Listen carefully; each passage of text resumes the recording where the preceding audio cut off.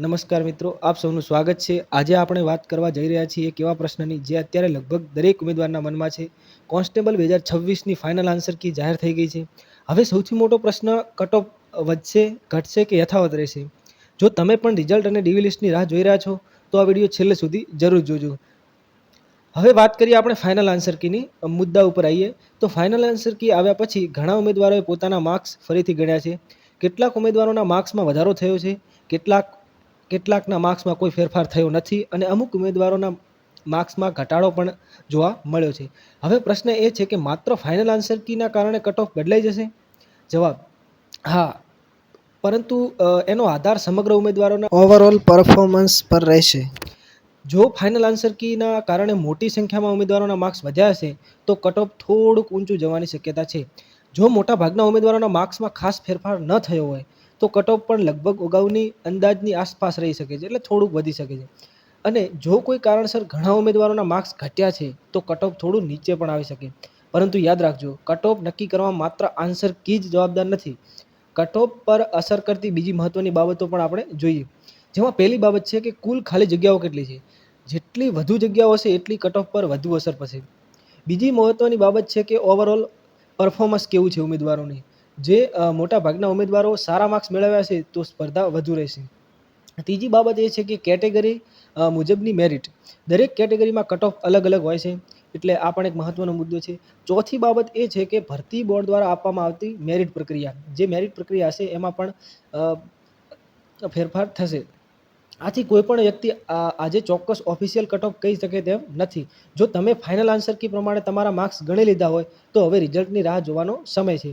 ઘણા ઉમેદવારો ડીવી લિસ્ટ વિશે પણ પૂછે છે।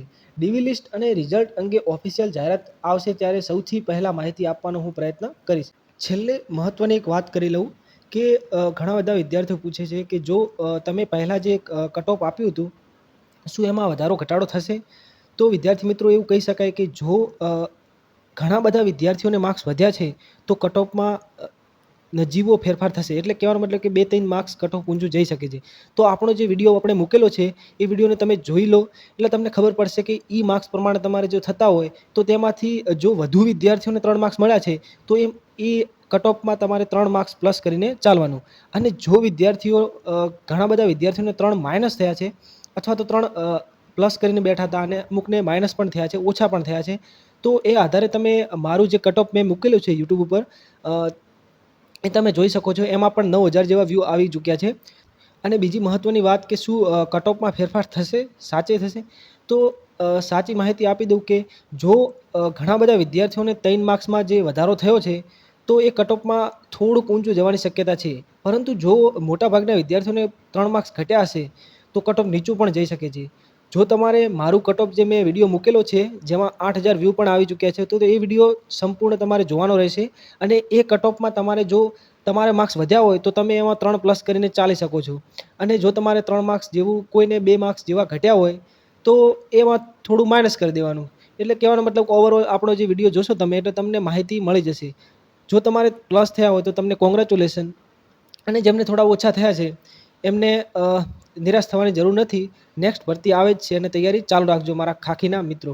જો તમને લાગે છે કે તમારા માર્ક્સ સારા છે તો નિરાશ ન થશો, અને જો માર્ક્સ થોડા ઓછા હોય તો પણ ઓફિશિયલ રિઝલ્ટ આવ્યા પહેલાં કોઈ પણ નિષ્કર્ષ પર ન પહોંચો। હવે તમે પણ કોમેન્ટમાં જરૂર જણાવો કે ફાઇનલ આન્સર કી પ્રમાણે તમારે કેટલા માર્ક્સ બને છે। હું તમારા માર્ક્સના આધારે ચર્ચા કરવાનો પ્રયાસ કરીશ અને કોમેન્ટમાં તમને બધાને જવાબ આપીશ। જો આ વિડીયો તમને ઉપયોગી લાગ્યો હોય તો લાઇક કરો, તમારા મિત્રો સુધી શેર કરો અને આવી જ ભરતી સંબંધિત સાચી અને સમયસર માહિતી માટે ચેનલને સબસ્ક્રાઇબ કરવાનું ભૂલતા નહીં। મળીએ આગામી મહત્વપૂર્ણ અપડેટ સાથે। ધન્યવાદ। જય હિન્દ, જય ભારત।